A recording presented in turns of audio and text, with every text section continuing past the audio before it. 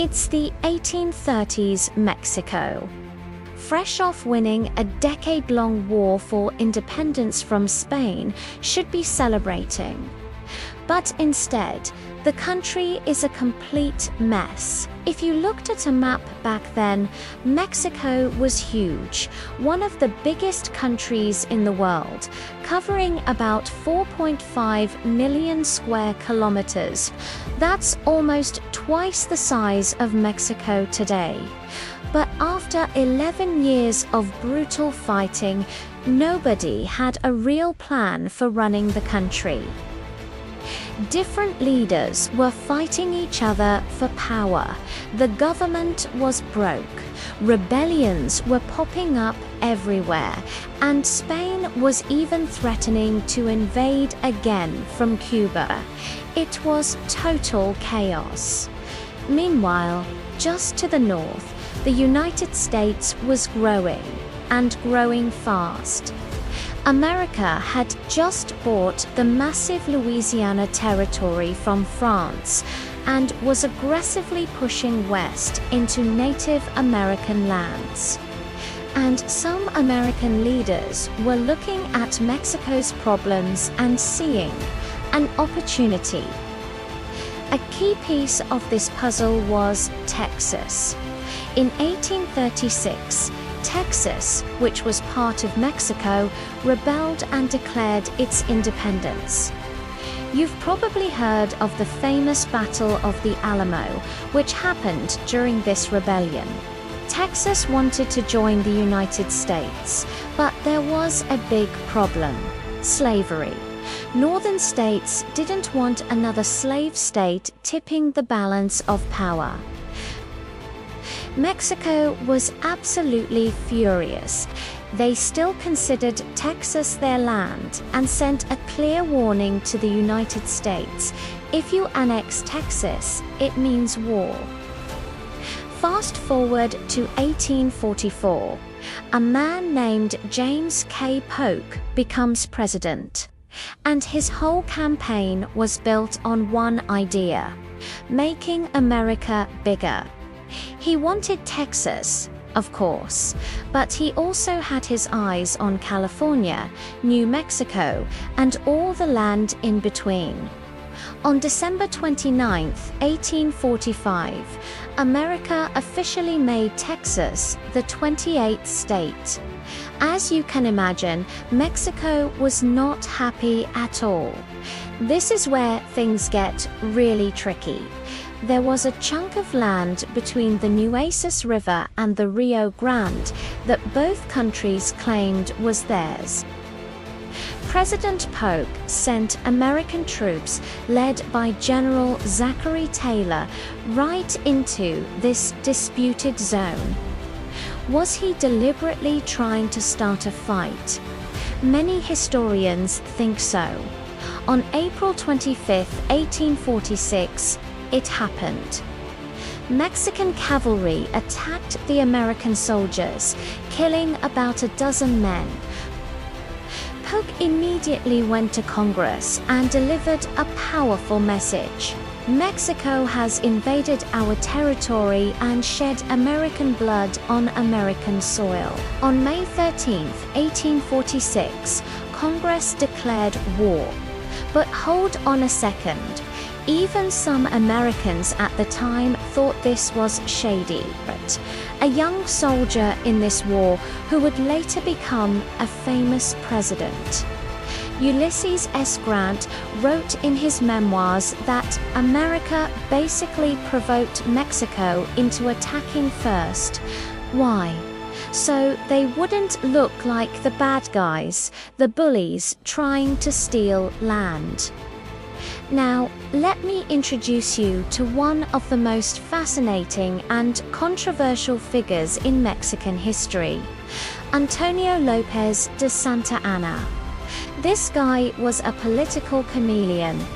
First, he was against Mexican independence, then he fought for it. He backed an emperor, then he rebelled against that same emperor. In a span of 22 years, he was president of Mexico 12 different times. When the war with America started, Santa Anna was living in exile in Cuba. The Mexican government was desperate, so they asked him to come back and lead the army. Santa Anna promised, "Sure, I'll come back and fight to get Texas back for Mexico." But here's the shocking twist. Santa Anna had secretly been talking to American representatives. He basically told them, "Let me through your naval blockade and I'll sell you all that land you want for a good price." The Americans actually let him through. But once Santa Anna was back in Mexico, he completely broke his promise. He declared himself president yet again and prepared to fight the Americans to the bitter end. You can't make this stuff up. While all this political drama was unfolding, American forces were racking up victories. In New Mexico, General Stephen Kearny marched his troops into Santa Fe on August 15, 1846. And guess what? There were no Mexican soldiers there to fight him. He claimed the entire New Mexico territory without firing a single shot. Out in California, it was a bit more complicated.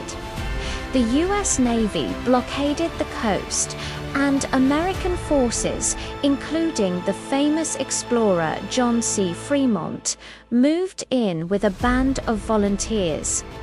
By August 13th, they had captured Los Angeles without much of a fight. One Mexican general literally wrote a farewell letter and just left. For a moment, it seemed like California was completely in American hands. But the real brutal fighting was happening in the heart of Mexico. General Zachary Taylor led 2,300 troops across the Rio Grande and pushed south.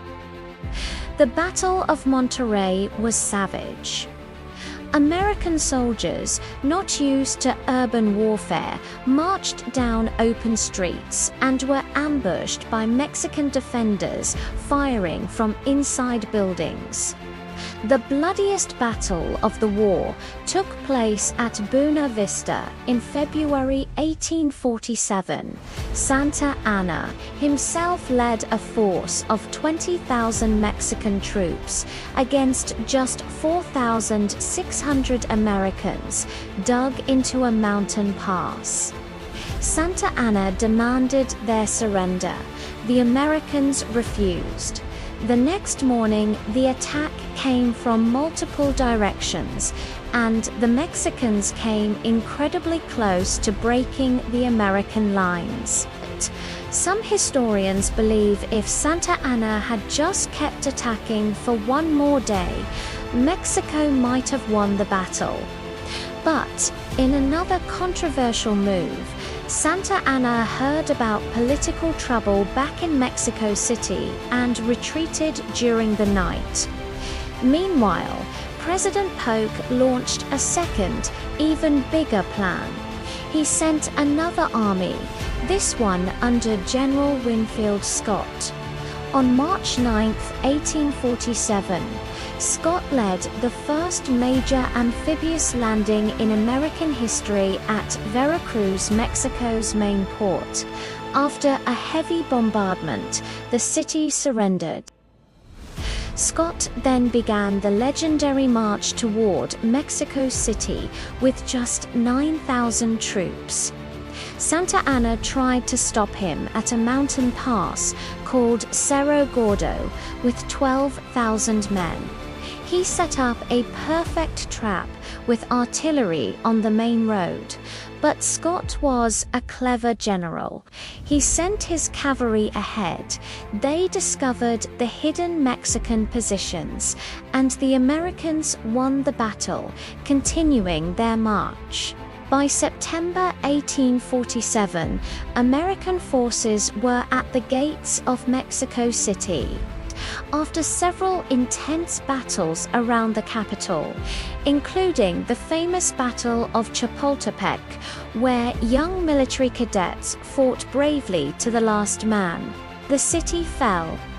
General Scott became the military governor of Mexico City. America had won the war. So you might be wondering, how did Mexico lose when they were defending their own homeland? Well, the Mexican army had deep, systemic problems. Most of its soldiers were poor farmers who were forced to join. They were often starving, poorly trained, and barely paid, if at all. Many would desert before a battle even started. These soldiers had loyalty to their local villages and families, but not to the distant generals they didn't know or trust.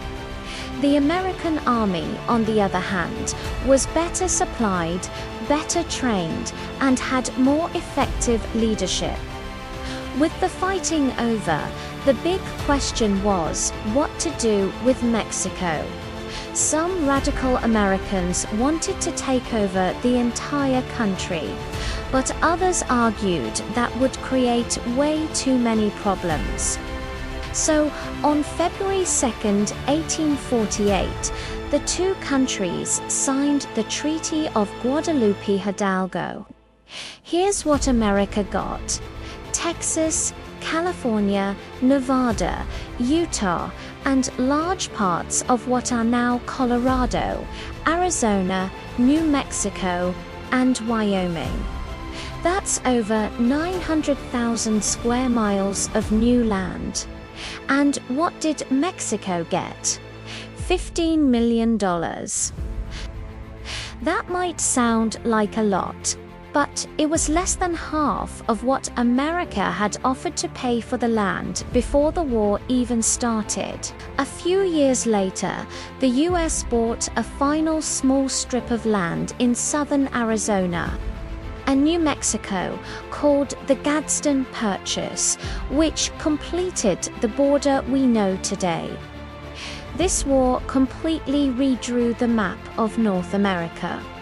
The United States became a true continental power, stretching from the Atlantic to the Pacific. But the war was hugely controversial, even back then. Many Americans, including a young politician named Abraham Lincoln, questioned if it was a just war. For Mexico, the loss of half its territory was a national trauma that led to years of political instability. The Mexican-American War is a complicated story with no simple heroes or villains. It's a story of ambition, conflict, and how the modern map of our continent was created. What do you think about this chapter of history? Let me know your thoughts in the comments below. And if you enjoy History Made Easy, don't forget to subscribe for more videos. Thanks for watching.